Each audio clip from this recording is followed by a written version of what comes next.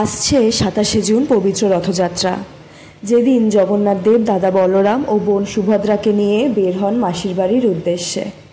এই শুভ দিনে যদি ভক্তিভরে তার আরাধনা করা যায়, তবে জীবনে সুখ, সমৃদ্ধি ও সৌভাগ্য আসবে বলে বিশ্বাস করা হয়। শাস্ত্রমতে কিছু নির্দিষ্ট জিনিস রয়েছে যা রথযাত্রার দিন জগন্নাথকে অর্ঘ্য হিসেবে নিবেদন করলে ঈশ্বর তুষ্ট হন। যেমন সাদা রঙের সুগন্ধি ফুল, বিশেষত জুঁই, বেলি, গন্ধরাজ বা রজনীগন্ধা জগন্নাথের খুবই প্রিয়। এগুলি দিয়ে তাকে মাল্যদান করা শুভ। কলাও তার অত্যন্ত প্রিয় ফল, তাই ভোগে কলা অবশ্যই দিন।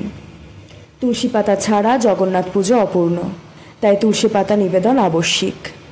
এর পাশাপাশি কদম ফুল দিয়েও পুজো করলে ভালো ফল লাভ হয়, কারণ কদম ফুল তার খুব প্রিয় ফুল। পুজোর শেষে মিষ্টির ভোগ নিবেদন করুন। দুধ দিয়ে ঘরে তৈরি ক্ষীর, পায়েস অথবা মালপোয়া, গজা বা রাবড়ি যেমনই হোক, জগন্নাথের সামনে মন থেকে অর্ঘ্য দিলে তিনি ভক্তকে কৃপা ও আশীর্বাদে ভরিয়ে দেন।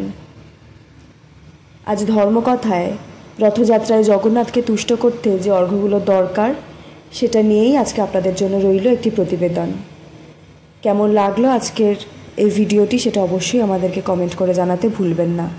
আপনারা এতক্ষণ দেখছিলেন ট্রাভো নিউজ, শুধু খুশির খবর, ভালো খবর, যা কিছু বাঙালির।